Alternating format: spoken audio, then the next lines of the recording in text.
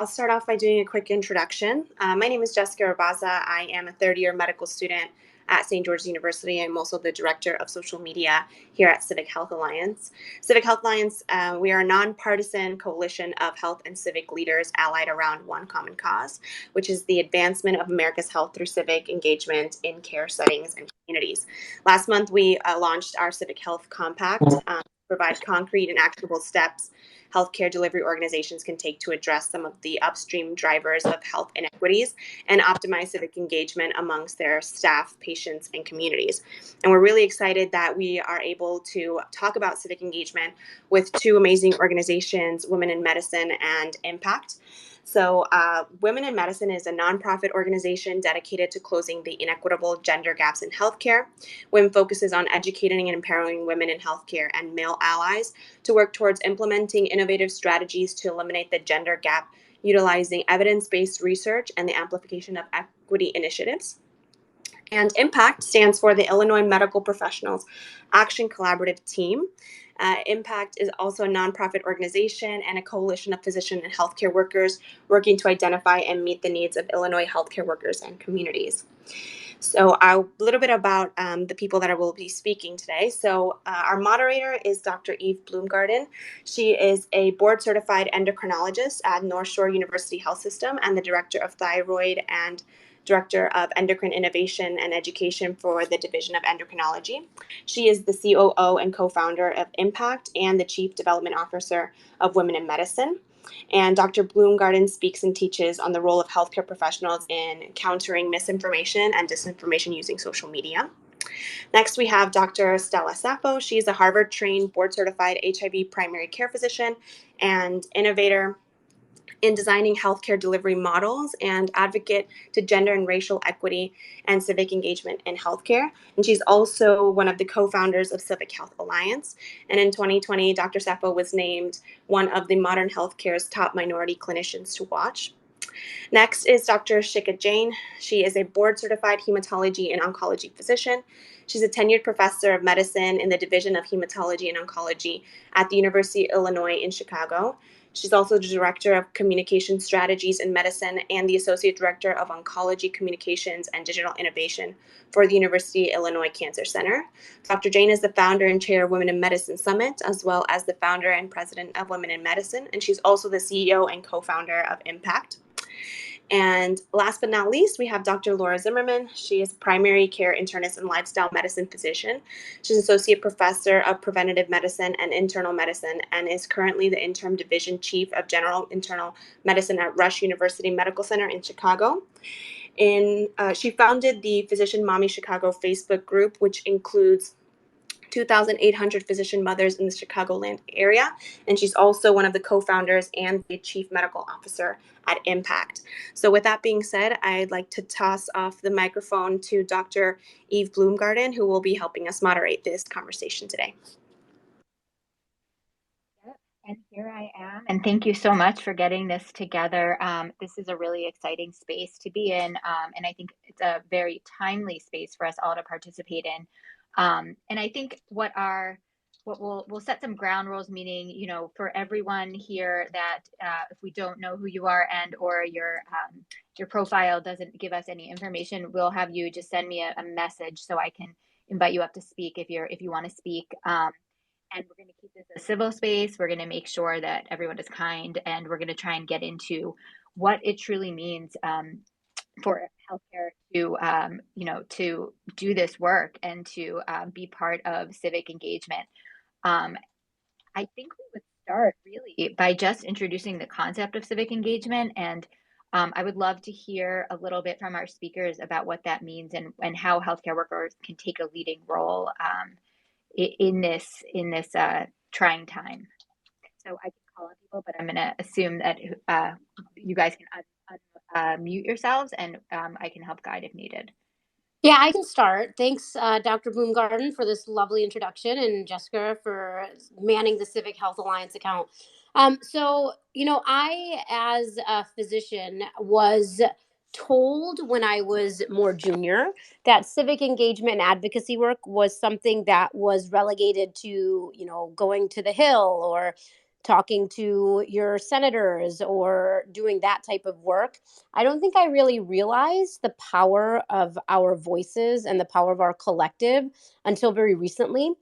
In the last couple of years, I realized that advocacy work actually goes way beyond just the writing petitions and going to the Hill and advocating in that space.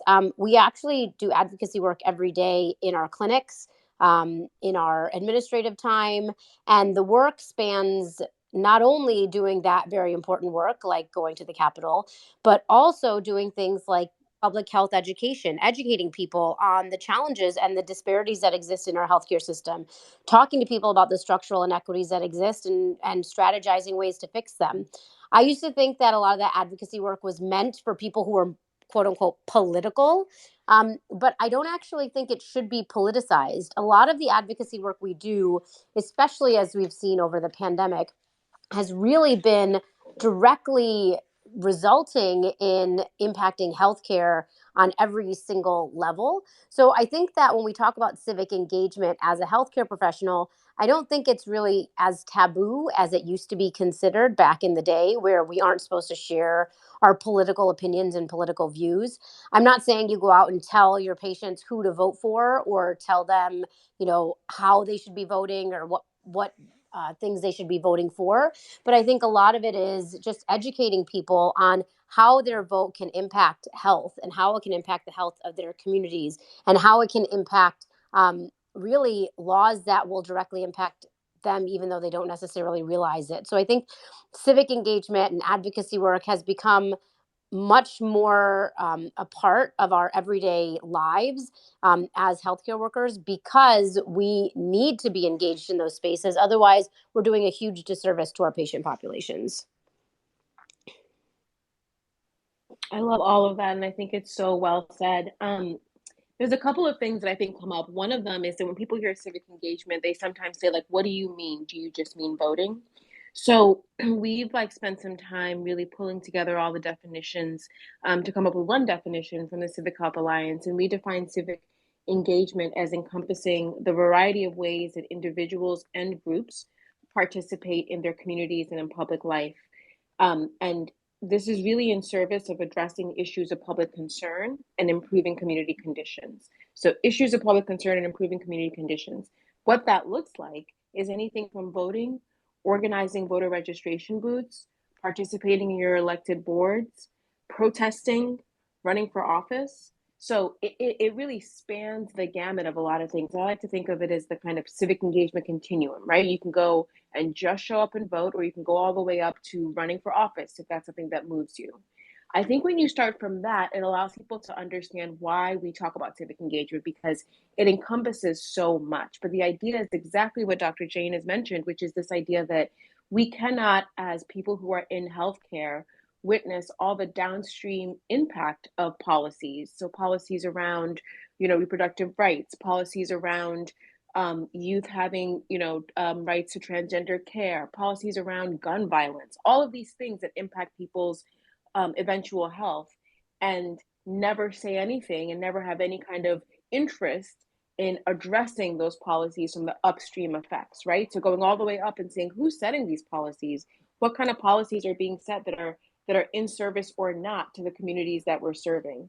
And I think it's exactly this idea that we've been indoctrinated with, at least in the medical field, of that, anything political is problematic in medicine, that we can't ever bring anything like that in. But the reality of the matter is that a lot of times when we're talking about civic engagement and we're asking people to think about who's making the policies and are these policies serving them, the kind of way that we approach it is totally nonpartisan. All we're saying is, why can't healthcare spaces be places where you go and you can vote, or you can get more information, or you can be supported to be more civically engaged? And so I think that it's a really wide continuum that's available, and there's a lot that people can do, but understanding what civic engagement is and what's in there is definitely the first step. Thank you. That was a really great overview of kind of the why and also the how and the what. And I would love to dig into some of this a little bit more practically by inviting up some people to explain what they've been doing in this space to give us more tangible examples and models of, you know, these coalition building and kind of the power of a group to evoke change, especially over the last few years. I see Dr. Zimmermann is here from Impact, and Dr. Zimmermann, are you able to come and speak and share a little bit about what we've been doing in this space as relates Sure. to what we just heard? Thanks. Okay, great. Yeah, absolutely. I mean, two things. I mean, of course, Dr. Safo and Dr. Jain have said, have already made some amazing points, many amazing points. But two things that really stand out are, you know, this idea of a continuum. You know, you don't have to run for office to make change. There are things that we do in our everyday lives that are advocacy and are civic engagement and can also enhance the civic engagement of others. In terms of, you know, coalition building and really leveraging a group to do this, you know, impact, you know, that's really kind of the name of the game for us. Since the beginning of the pandemic, we've been trying to engage healthcare workers in really the fight for science-based policy and fighting misinformation and disinformation. And so, you know, we've utilized a lot of different networks, just like WIM, for example, the Physician Mommy Chicago Facebook group, for example, several other organizations like Dear Pandemic and whatnot, to really get these ideas out there, to engage healthcare workers in the public discourse around policies that are science-based and that affect the health of communities. So I think that's crucial. And you know, one of the ways we did that was we started writing letters to policymakers, and we started asking healthcare workers to sign on to those letters. You know, what a simple act, just to sign your name onto something that's advocating for science-based policy. But it's a way to get hundreds, if not thousands, of healthcare workers civically engaged. Yeah. And, you know, going back to what other sort of concrete things organizations can do, you know, like as a leader at different levels of an organization, for instance, you know, you can, as an employer, you can do things like, you know, change your hours on voting days, reschedule non-essential meetings and activities. There was a mention in the chat last night on Twitter about, you know, taking a shift for a colleague so they can go vote. There are a lot of like small concrete things we can do, even just during the course of our day, to help others become civically engaged. I want to add something that I think is really fascinating. You know, I have been doing this type of work for the last 6, 7 years, I would say. And about 3 years ago, Dr. Kimberly Manning actually said something to me about how I was such a strong advocate and I did such great advocacy work. And I started laughing and I said, I don't know what you're talking about. I don't do any advocacy work. I'm just, you know, speaking up for what I think is right and important. And she said, Shikha, that literally is the definition of advocacy work. So I think a lot of us also don't realize that a lot of the work that we do is actually civic engagement and advocacy work. Many of us speak up for what we think is right, and we advocate for what needs to be done. And I don't think a lot of people realize that actually falls under the categorization of civic duty and of civic engagement, even though we just feel like we're doing it because it's the right thing to do.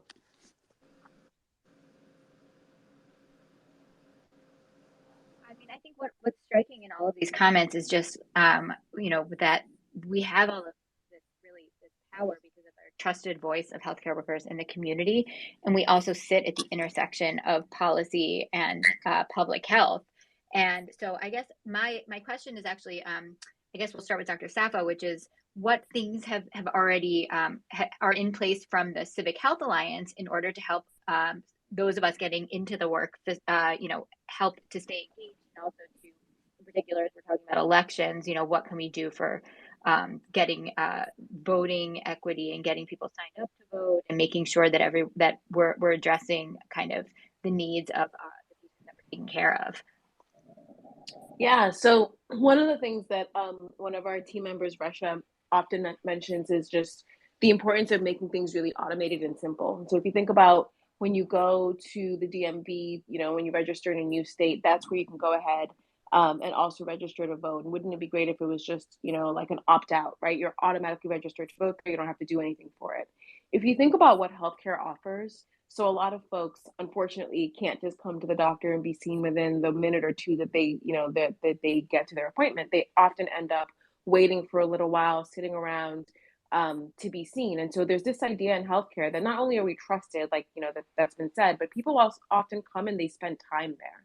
So this kind of dual opportunity of the trust that we have in healthcare and the time that's spent is really the nexus of what we think of in Civic Health Alliance for the opportunities that we have, right? Which is that we have a captive audience that trust their healthcare providers and their healthcare team, really.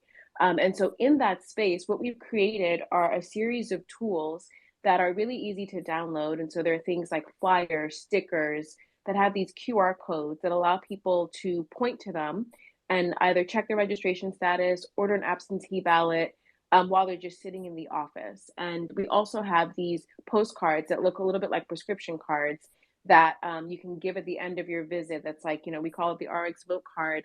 That's a reminder for your patient to also, take the medicine of making sure that they're all set up to vote.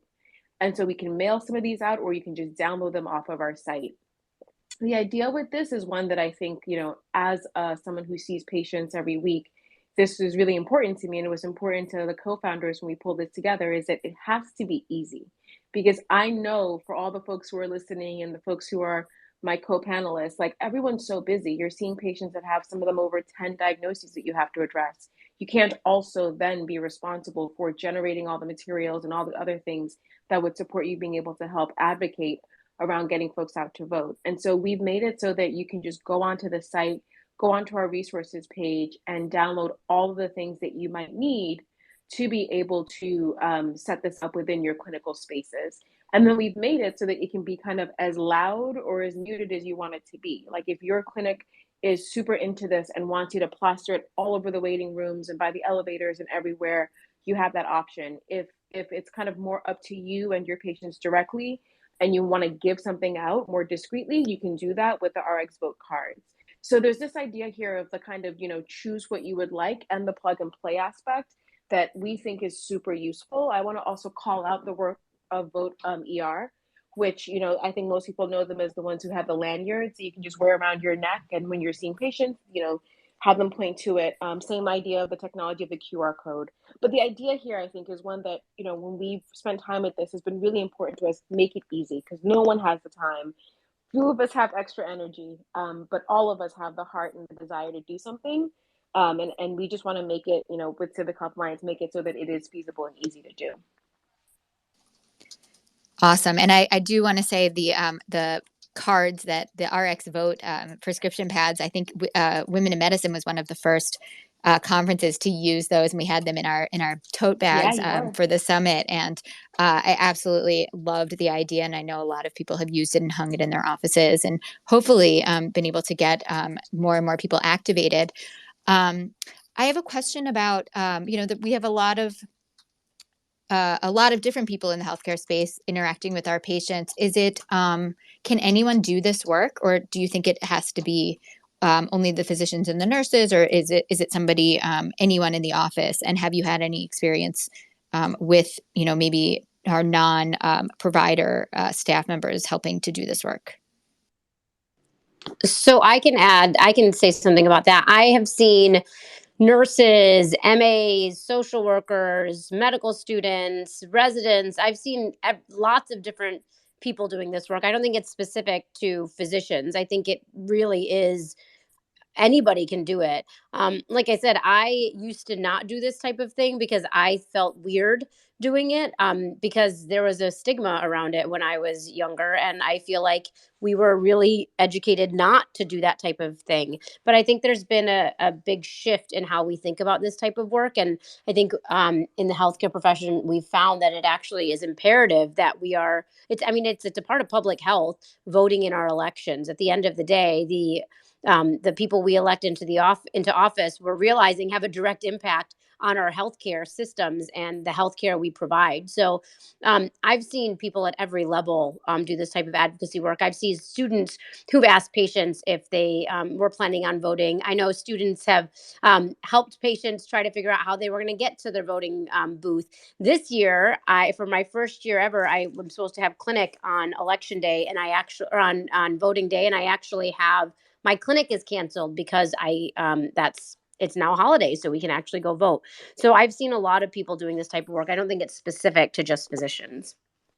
Yeah, it's really kind of who may have a little bit of time. I know that Dr. Vinny Aurora was saying this week that she had, I think it was the resident of the med student on her team, print out like their epic like checklist, and they actually had a tab that was making sure that someone on the team would ask patients if they were all set to vote, right? And so sometimes you actually want the folks on the team who might have a little bit of extra time to be the ones that do this, because they're able to then spend the time to either explain the process or actually help them walk through. Um, I have definitely seen that you can also train people up to do this. In a 2013 study, one of the first that really looked at what it looked like to roll out a voter registration plan within one of our two of our clinics in the Bronx. One of the things that was done was they actually brought in college students and other volunteers who would sit in the waiting rooms and just help people get registered while they're waiting for their primary care appointments. And so they just trained those students to do that.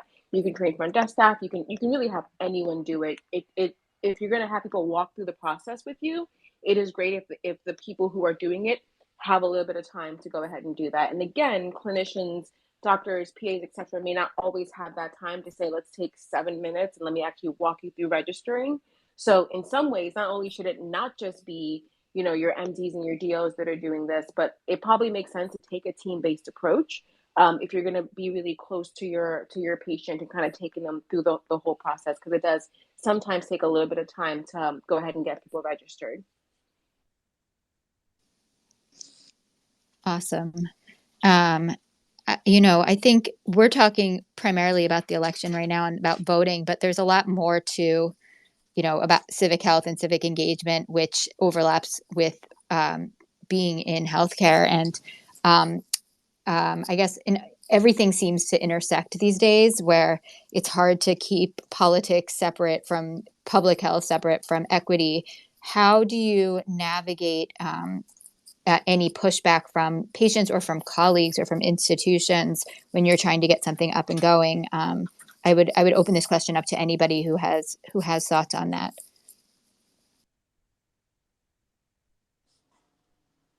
I can say that there's been, especially with the polarization that we've seen over the last couple of years of healthcare and things like women's health, reproductive rights.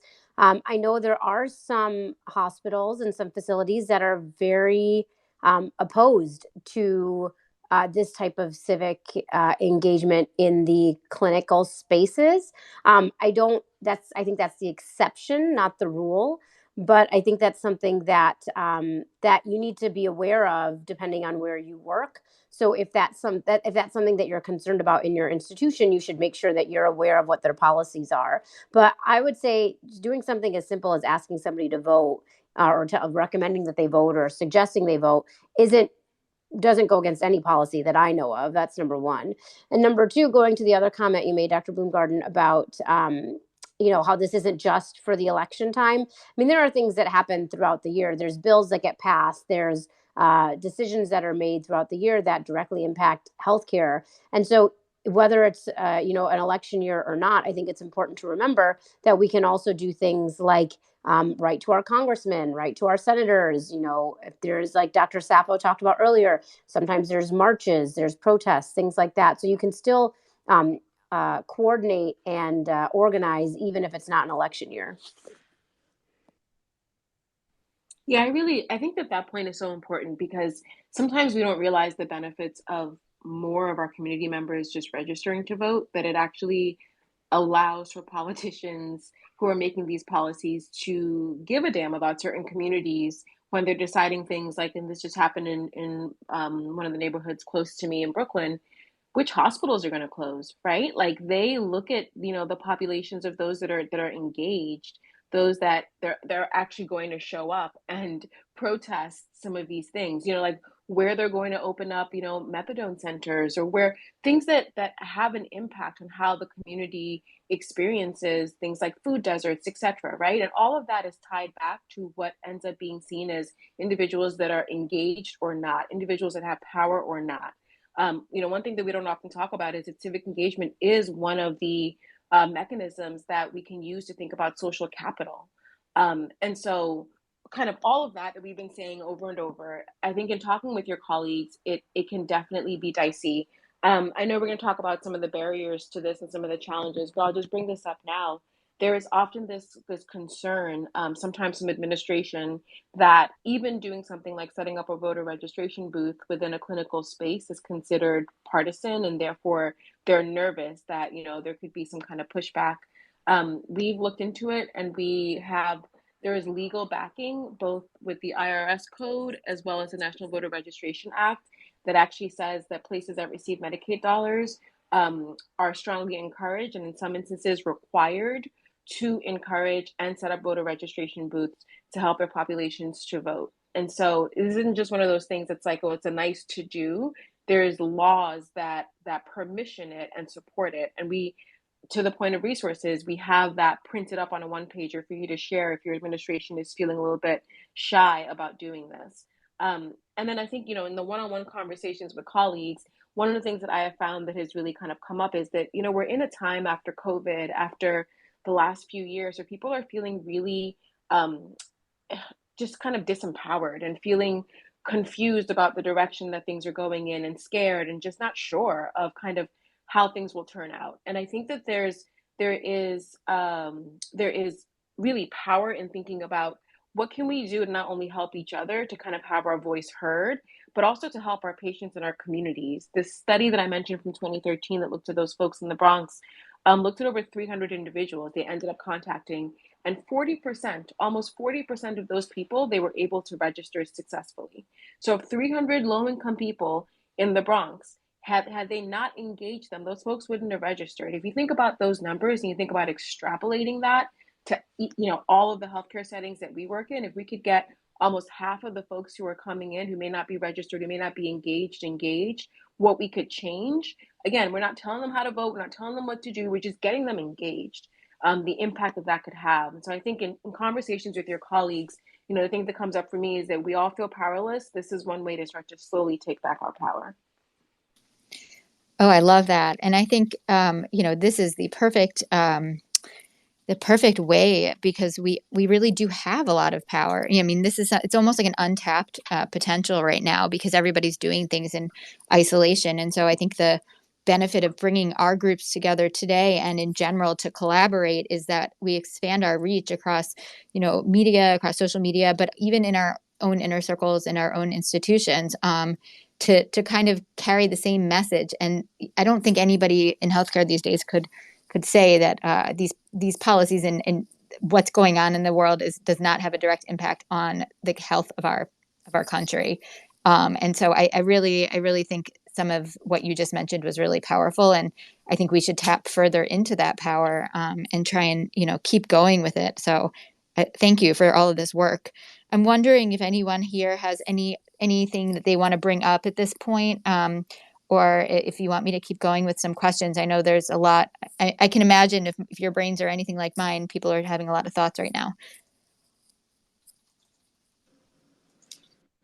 Well, I would just like to I just want to emphasize again, kind of like the low hanging fruit, and just actually, honestly, we can never underestimate the power of our recommendations as physicians and as healthcare workers.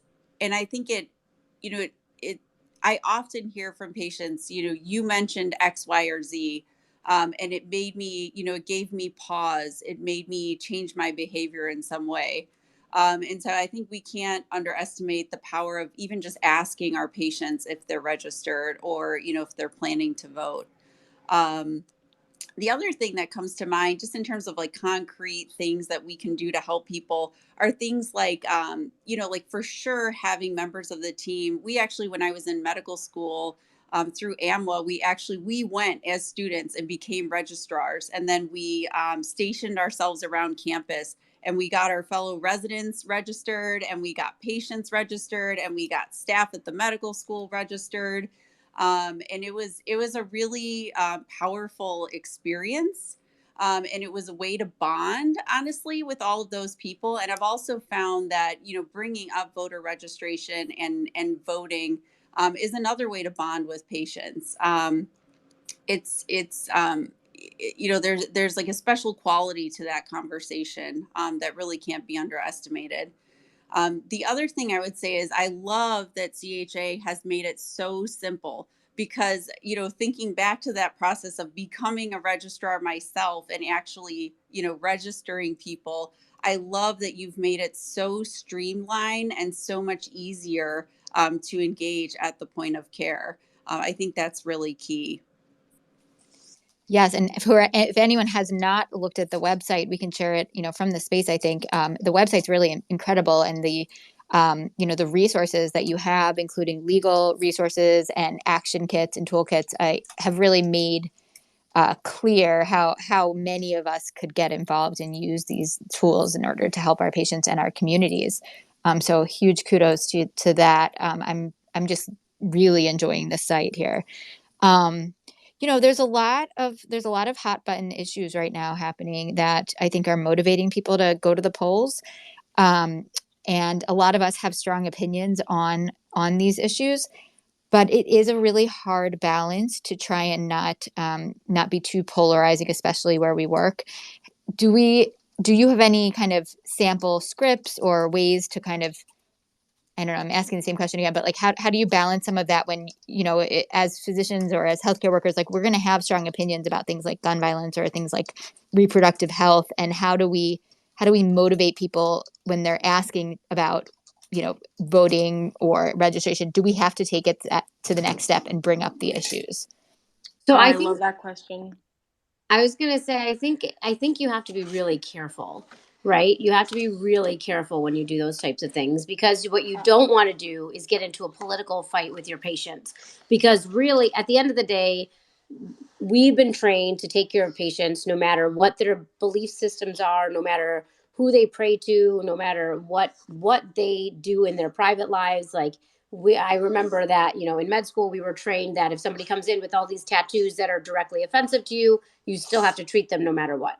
So I think it's a very fine line. And the last thing you want is to get into a political debate with the patient, especially when you're responsible for their care, because you still want to maintain the sanctity of the doctor-patient relationship. So the way I've navigated it, because I've had patients who have very different political views than me and very similar political views than me. So what I typically do is that, I ask them, have you made a decision to vote, or do you have a plan to vote, or what are you going to do to vote? And we leave it general in that space. If they start bringing up other topics, if they start wanting to discuss things further, then I try very hard to, again, lead with science. And I try very hard not to engage in a political debate, because there's no benefit to that for anyone.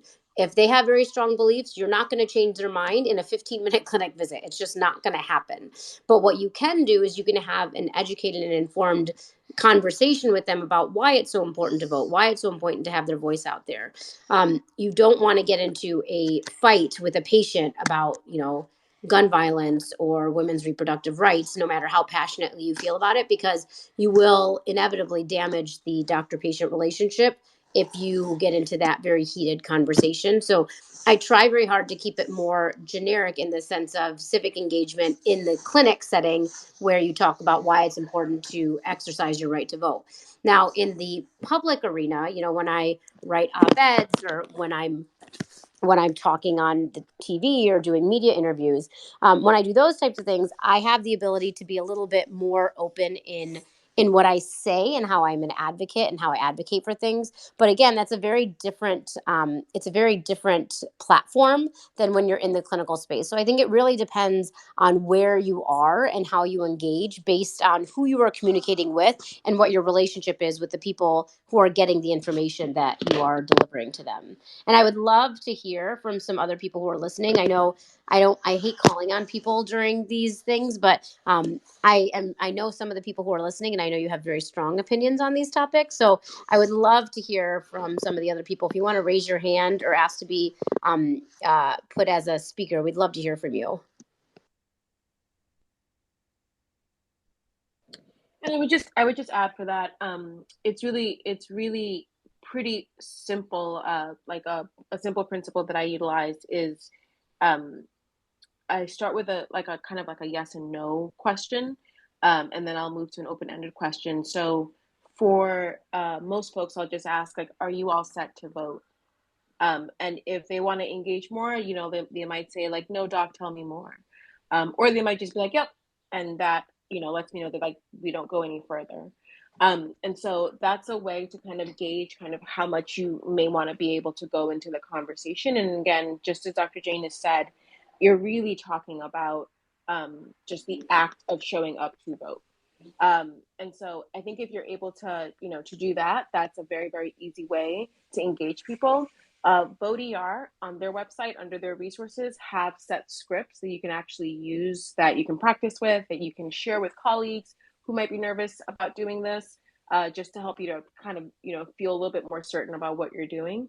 But the most important thing, if you're doing any kind of civic engagement within clinical spaces, is to remind yourself again and again and again that it has to be nonpartisan. I say this and I kind of smile as I say this because in my soul personally, I'm not, I have very strong views about candidates, about policies, about issues. And so it's easy to fall into those strong views, but there's absolutely no compromise that I make when it's with patients, that it has to be nonpartisan and you have to be totally non-partial, because it's not fair that someone's getting their clinical care and you're trying to put your views, down their throat. Really what you're saying is, can I help you participate in this way that all of us should be participating? Is there anything that I can do to support that?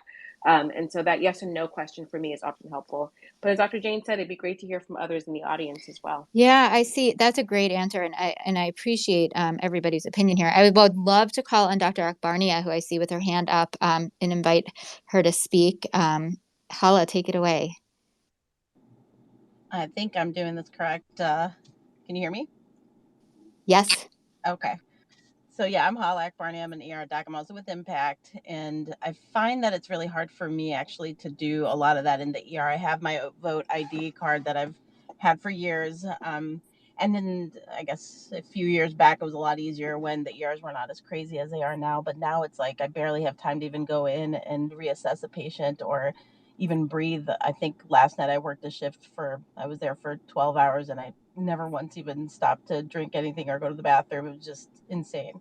To be able to have time to sit and talk to patients, it's pretty hard to do in the ER these days. But my therapy, and I think what a lot of people I see doing to kind of get themselves feeling a little empowered is more partnering up with like grassroots organizations that are doing a lot of boots on the ground type work, like actually, for example, League of Women Voters. They are obviously nonpartisan, and that's a lot of what they do is register people to vote. And for example, they went in, I know a couple of the groups around here went into the high schools and got in our local high school 70 kids registered. In another one, some of us partnered with them and got about 112 kids registered at a different high school. And these are like the generation you really want to get on board, or through groups like Moms Demand that are nonpartisan, and you do a lot of canvassing and door-to-door phone banking, things I've never done before, but now I feel pretty good at and not as scared to do. And the instructions are so easy when they actually tell you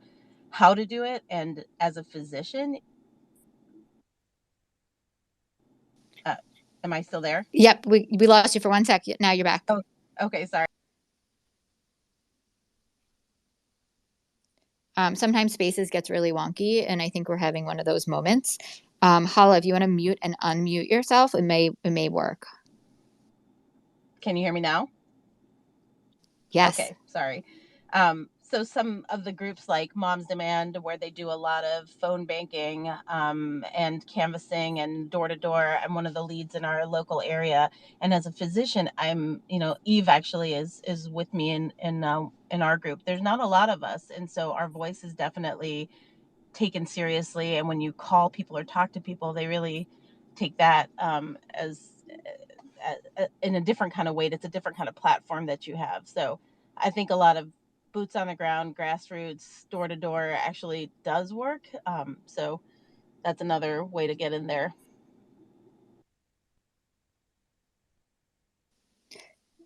Absolutely agree. I think that has been one of the most powerful experiences, is just to be able to kind of channel some of my, rage or, passion into some of these tangible activities that really help boost up the whole community and hopefully the state and the country, and our voices really matter.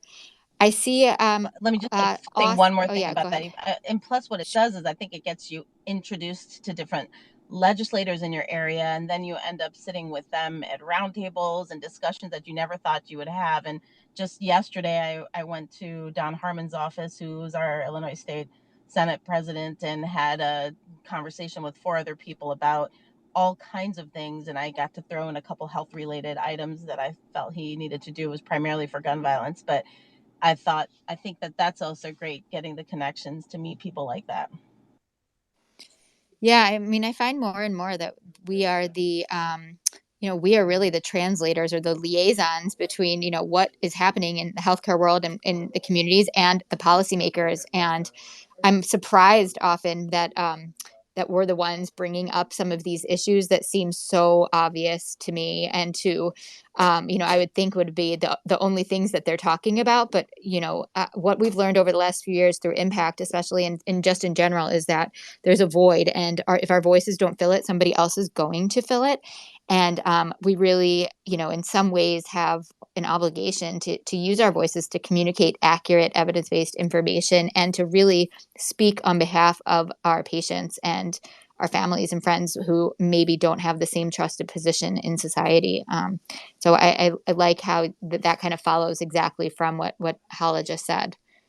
And if I could add to that, like some of my work, sort of meeting with legislators and meeting with their staff, there's also an opportunity locally if you can get the ear of the health legislative assistants in the state congressional offices, in your either the federal or the state congressional offices, because just like our lives in healthcare move so fast, everything in government and policymaking is moving extremely fast as well. And knowledge is power. So if you can help health legislative assistants or other staff who are working with policymakers, if you can help them sort of reach some of their goals, they are more likely to take your advice and information seriously. And it's pretty simple. It's pretty easy to schedule appointments. Like if you are a constituent, it's pretty easy to see your lawmakers typically when they are in their home districts. And if you have an occasion to travel to DC or to the state capitol with other professional organizations like American College of Physicians or others like American College of Lifestyle Medicine, virtually every professional society has an event where you go to Washington D.C. Essentially to lobby. But if you can make connections with staffers, it's really, really powerful. And you can make a big impact on how things are crafted, but also how things are messaged and implemented. Absolutely. And I see we had Austin up in the speakers list, and then it looks like he fell off and now he's back on. Oh, perfect. Okay, great. Austin, welcome. Hey, hi everybody. I'm Austin. I'm a 3rd-year medical student from SGU. So previously I worked at St. John in Detroit, and I've been going back and forth with Jessica. St. John, we're actually going to start handing out the prescription cards with every discharge from the emergency department, with the hope that we can move to the inpatient once we solidify how we're going to do it in the ED. That's amazing. That's awesome. keep going with that. We rely so much on our med students who are really in the thick of it to carry all of this work forward, and let us know how things go, or if you run into any barriers or anything. That's so cool. And Okay, Eva, thank also you just so add for much. Austin, like one of the things that we found that has been really helpful is when folks are doing kind of grassroots efforts, is connecting folks to each other, because some of the challenges that you might come up against, another group might have also experienced and might have had like a really interesting workaround. So I feel like one of the things that I love most about Civic Health Alliance is just the ability to build these communities so that we don't have to learn individually in each of our settings, but we can kind of learn together and succeed together. So the work of med students and trainees is often where a lot of the innovation happens. So like I encourage you to share and to just kind of stay connected, because I think that there's a lot of folks doing things that are similar who'd love to be able to help out. Yeah, definitely. Absolutely. It was a long process. So I worked there previously, and I met with the manager, and then we met. So we're actually trying to take it system wide with all of Ascension's hospitals. We're in the process right now of getting in contact with them. So our hope is to take this outside of Michigan and at a system level.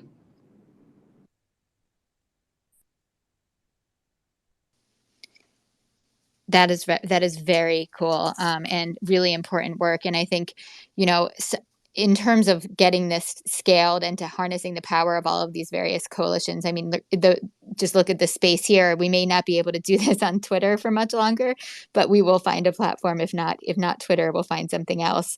Because I think when you look at all of the individuals in this group, and also if you look at who we are all connected to and what our organizations have accomplished in the most trying times over the last few years, there's so much reach and so much ability to amplify the message. And really, we can't do our jobs like without addressing some of this. I'm an endocrinologist, if you're thinking about, medication prescriptions or prior authorization reform, or, even just access to the medical world and to healthcare. If you're thinking about ER wait times and pediatric ER beds and staffing, all of this is very intimately related with policy. And I don't think that we can say, well, we're just doctors, or we're just in healthcare. And I almost feel like the jobs have morphed into, physician and advocate and coalition builder, and we're all getting really good at it, for better or worse. And it's a skill that we need to continue to move forward. So, I'm excited to see more and more people engaging, and there's room for everyone in this space. And the more we collaborate, the less we have to reinvent the wheel. We have a few minutes left. We're not going to go over the hour. So I wanted to just, if anyone wants to add any comments, or to really just to say anything related to this discourse, please go ahead and unmute and share. I just connected. Eve, were you calling on me? Hi, Stephanie. Hi. Yes, I would love to hear Sorry, in that hear connection your process, thoughts. you can't hear anything, and then by the time you can hear, it's quiet and everybody's waiting. So I apologize. I just wanted to say how much I appreciate the work that all of you do, not only for patient advocacy and in clinic, but the work that these two organizations, Impact and Women in Medicine, do. It's such critical work, and I'm going to take a minute to encourage you not just to split just yet. These are really important voices, and I'm hanging in there, potentially for the wrong reasons. Maybe I'm overly optimistic. Probably I am, but but don't go anywhere yet. Your voices are critical. We need more women in medicine, and we need the voices of women in medicine. And so please hang in there. I'm always going to support. And I'll land here because I know you guys that's not what we're supposed to say. Y'all. I'm going to do y'all. I'm going to go Texas, y'all. Y'all want to end on time, but I just wanted to give you my praise, my thanks, my deep appreciation for all of the work you do and all the advocacy you do. And I will land my plane there. Thank you for letting me join the conversation.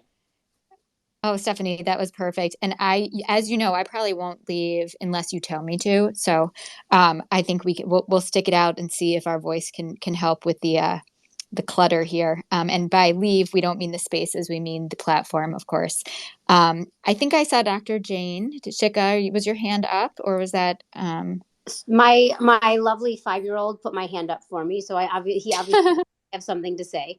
I was teaching him how to use the emojis on the spaces. So I think, I totally agree with what Stephanie said, and I want to say that advocacy and civic engagement can be something as small as asking your Uber driver if they voted. I mean, my mom, who does not do this type of civic engagement work at all, asked her Uber driver if they were planning on voting because she feels so passionately about this election. And so I think that we need to remember sometimes it can feel overwhelming. It can feel like, oh my gosh, I don't have time or energy. I'm already so burned out. I just don't have the ability to make the effort to be engaged, but it's such an easy thing to do. I literally I just want to encourage all of you, take a moment, ask your parents, ask your friends, ask your brother and sister, just ask people, because a lot of people who you think are going to vote may not be registered, may not be planning on it. Like my parents asked me, they're like, "You're voting, right?" And I said, "Who do you think you're asking?" So I think you need to just make sure that you're asking everybody. And it doesn't take that much energy on your part. And it can really make a difference because the people who are out there voting are the ones who are super passionate about the issues. And a lot of times those issues are really, I mean, I'm not going to get political on this space, but I think that this is a very important election when it comes to protecting our democracy and protecting women's health and our rights as a population. So I think it's really important that you get out there and vote and encourage other people to do it. And again, it can be as simple as asking the person who is, taking your order at the restaurant, "Hey, have you registered to vote? Don't forget, Tuesday's election day," or whatever you might do. But just remember, it's simple to do and it's so important. And you never know the impact that your one question might have on people. Another really easy thing to do too, when we started Civic Health Alliance, we were Vote Health 2020. We started in the middle of the COVID pandemic, and the biggest question that our patients would ask us is like, how do I vote and vote safely? So we used to talk a lot then about, masking and social distancing and, all the things that we talked about then. But now when patients ask me how they can vote safely, I remind them that if they can go and vote early, the lines are often shorter when they vote early. Obviously wear a mask, and, we go through different procedures, but, if you think about, I'm sorry, my 5-month-old is in the background, but if you think No about, need to apologize. if you think about, what it is that we're doing as clinicians, we're trying to keep our patients safe, right? And so don't forget that there's also real value kind of just reminding people of some of those procedures that they can take as they get out to vote. Yeah, that's a really, really good point. And I know that some people feel safe or unsafe for a variety of reasons, whether it's infectious disease or, or societal violence and things like that. The safety of our patients and of our loved ones is always top of mind, especially these days. So that's, I think, a really nice way to end this space. Any final thoughts here? And then we will share. Please make sure you're following all of our groups on this platform and on others, so that you can have easy access to all the resources that we put out there, and also to have a way to communicate with us as you go forward and advocate for anything that really is driving you these days, and know that you have support behind you. So any final thoughts? And if not, we will go ahead and close the space. Yeah, I just wanted to say thank you so very much to our moderator, Dr. Bloomgarden, and also our speakers, Dr. Jain, Zimmermann, and Safo. We here at Civic Health Alliance are really thankful that you've been able to collaborate with us on such an important issue. If you'd like to learn a little bit more about what we offer, you can always check out our website, www.civichealthalliance.org. We've got our prescriptions there that can be ordered. We did one for Impact and one for WIM, and as well as the legal guide that Dr. Safo mentioned earlier. So yeah, just thank you guys so very much for attending, and hopefully we can do this again after the election.